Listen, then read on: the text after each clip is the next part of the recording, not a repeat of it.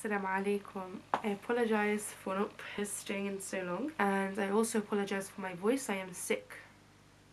So today's video is going to be how to stop being a man hater in order for you to find good men. When you generalize men as bad, it's going to be very hard for you to find good men. And you can even see that with Muslims, when people generalize us as terrorists, it becomes very hard for them to see Muslims who are good, who aren't like those fanatics. I want to again preface by saying that this does not mean you set the bar low.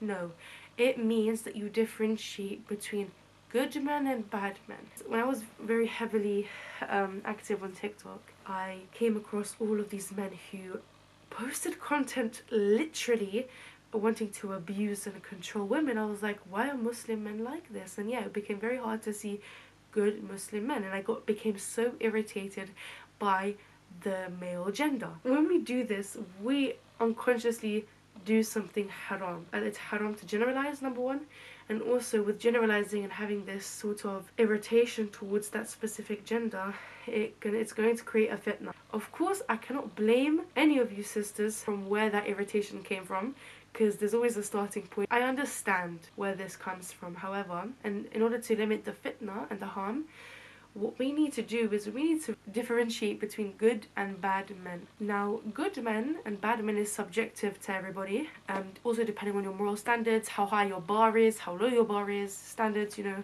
So if for you a bad man is somebody who doesn't provide, who doesn't let you work, for example, then you need to be conscious that this is a man who you're not going to look at, and you begin focusing on men who do want that.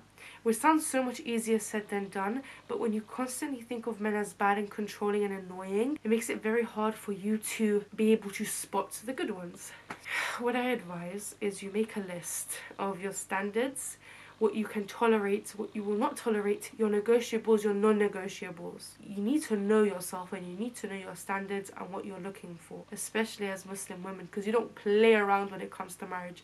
None of that boyfriend stuff. I also want to make a separate video on how we need to appreciate men more, and also a reason why we need to appreciate women more, because a lot of the time people mistake my content as very feminist based, when in fact my content is centered around creating a middle ground almost, so that we combat misandrism and misogynism. Yeah, you need to make a list. You need to know what is your standard of good and what do you consider bad. Doing this will help you. It will help you spot the good ones.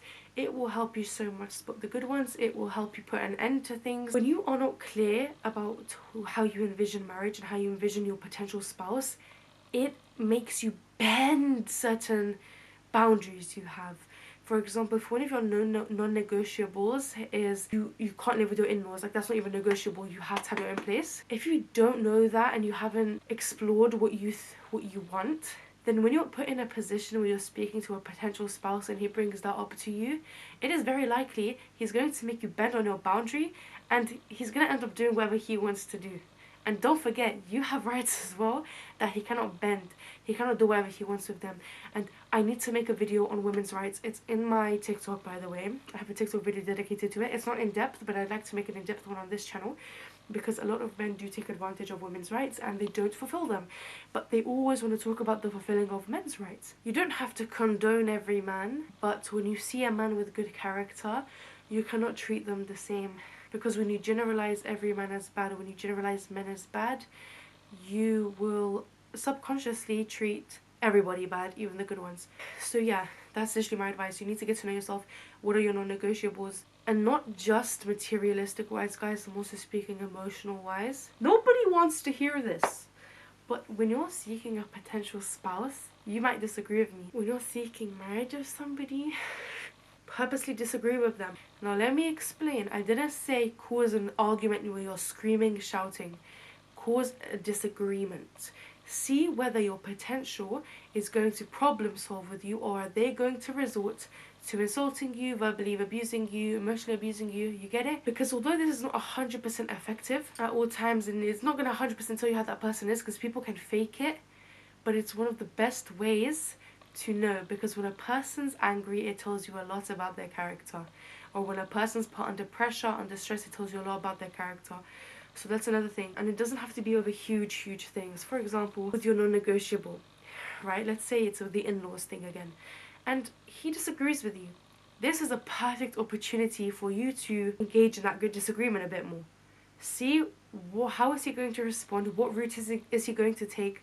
Is he willing to compromise? See his thought process behind it. Anyway, this is the end of my video. It's very short, but I hope helpful. And if I have not been focused the whole time, I'm sorry.